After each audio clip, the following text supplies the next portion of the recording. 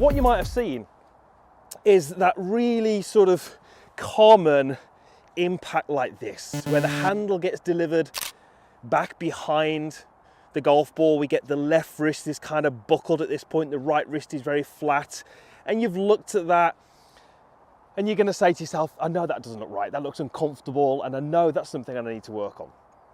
Well, if we look at those wrist positions, it's this. It's left wrist is buckled, right wrist is extended like this. Well, I'm about to completely blow your mind and maybe change your whole thought about release. Have a look on the screen at the moment. We've got Adam Scott here, we've got Victor Hovland, and I've got two other golfers. I don't even know who they are yet. I'm going to pick another two, but it doesn't really matter who I pick, we're going to see the same thing. Look at what their wrists are doing. They are in exactly the same position as what we just demonstrated. Left wrist is very bent, right wrist is very arched. What's the difference? Well, when in the golf swing it's happening. Obviously, we just demonstrated down at impact. Those golfers are doing it much, much later in the golf swing. But what is the message? Well, the message here is that if your wrists have this look to them, that isn't wrong. That's not the wrong thing for your wrist to do. The key thing is the timing wasn't quite right. And that's what we're going to work on at the moment. So if you're someone who is actively trying to keep the club head back behind your hands all the way through impact, that's wrong, because that's not what the best players are doing. The best players are actively encouraging the club to release past their hands and having this left wrist go into this cup position. But how do they do that and still strike the ball well? Well, that's what we're going to kind of go through in this little video. This is the first drill I want you to do, and this is great because you can do this without a golf ball. You don't need to be at a drive range. You can do this anywhere where you've got some space. I want you to take your setup and I want you to put the club into this sort of parallel to the ground position. The key thing here, and we'll come to why this is important in a moment, is the club face I want to be pointing slightly down towards the ground. Okay, again, we'll come to why that is important in a moment. And then from here, without any backswing, so I'm just going to start from this position. I want to try and put as much speed in the club head as I can and go through the golf ball. So what would that look like? No backswing, put as much speed as I can in that club head and go through. Now, where do you notice the club is at this point? Well, the butt end of the club points down at the ground and my left wrist is incredibly bent. And I felt like I could put a fair bit of speed into that. That wouldn't really feel the same if I tried to do this. You know, look at my left wrist. I've kept it really flat. I've kept my right wrist really bent. The butt of the club points up behind me. This might look great, but there's no speed in the club head.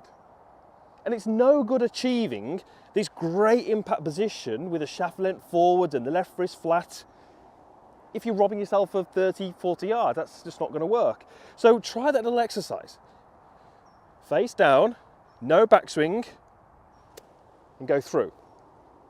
Butt of the club is down at the ground, left wrist is cupped. Now, if we look at what that left wrist is doing, it's going from a position here which is slightly arched, which is really important, and it's going through to a position which we said is kind of very bent. That is a massive source of power for you. Massive. I've said this before in other videos, but imagine if you were throwing a frisbee. Your wrist would go from this very arched position and it would go to this very, very cupped position. It's a great source of power. So if we go to that delivery position again that we spoke about, and if I have the face pointing up towards the sky, which many of you will have, what does that do to my left wrist? Well, it puts it in a cupped position. So if it's in a cupped position, I've lost that power. I've lost that ability to go from arched to cupped. I've lost this speed in my golf swing. That's impossible to play great golf from there. So if your wrist is cupped at this point in the way down, you're always going to struggle because you're not going to have the ability to put as much speed in the club head. So that first little exercise is really important, that we go face down, speed. Okay. Now there's another element here which is really important. Okay. My chest. Watch what happens if I put myself in that position here and I try and apply that speed to the club, but I don't have any chest rotation. At this point, you can see my chest is sort of pointed back behind the golf ball a little bit. So if I put myself here and just use my wrist to put the speed in, what's going to happen? Yes, I'm going to get that reference point that we spoke about, but we get this poor looking impact. So the key is putting the speed in with the hands at the same time as you're turning the body. Because then what we get is the club arriving at this beautiful impact position with the hands forward, the wrist pretty flat, but the key thing is, it's in the process of doing that. The chest turning through the golf ball was key. So let me go ahead and do one like that, and then we're going to go through the second drill, which is going to help you kind of knit all this together. So we're going to go face down. Okay, no backswing, which is incredibly hard. Instinctively, you always want to sort of take the club away. But, let's get myself reset again. Face down, and my job is to put as much speed as I can in the club head. And have a look at where I finished. Butt of the club is pointing down at the ground. Left wrist, if I move it a little higher, is incredibly cupped. That's our first little exercise. Our second exercise is actually something to do with the arms, because we have to get the wrists and the arms working well together. What many of you will find is that your wrists have this kind of look, which we've said is absolutely fine, but your left elbow is in this position post-impact. Notice how my elbows are further apart. My left elbow points up towards the sky, and there's going to be, unfortunately, so many of you watching this who go, Chris, that looks exactly like me through the impact. And you probably feel it. It probably feels a little bit uncomfortable. It feels cramped. It feels like the arms are close to you, and it really doesn't feel like you're nice and extended. So what is the difference there? Why is that left elbow doing that? Well, it's all to do with bend or fold. Take your left arm and just place it down near the golf ball. Think about where the back of your elbow points. It kind of points sort of almost back towards my golf bag. This would be an arm which is bending. My elbow points kind of up towards that tall tree behind me.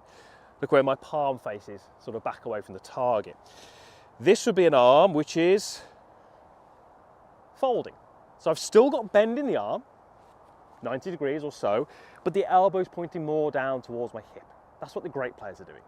Now, because they've got speed, that arm is generally more extended, but it's in that same position.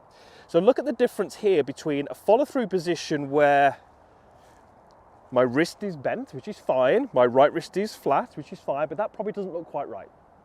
Why? Because my left elbow is out of position. Watch what happens if I move my arm into a good position. Suddenly we get something now which is a lot closer to what we want. And just have a look at the club head here. Look how much further the club head goes when I move my arm from this position to this position. Club head goes further. So if the club head is traveling further, it's going to have more speed. So here's our second drill. I'm going to take this alignment stick cover, and essentially you're going to put it as high as you can underneath your lead arm. And what I've now got is a contact point or a reference point between my lead arm and my body, and that's really, really important. So as I take a setup here, put the club in position, if I go through to that sort of good checkpoint that we've just used previously, adding lots of speed in the club, lots of turn, then I've got this contact point. This is putting my lead arm in a fantastic position. Okay, there's my end position.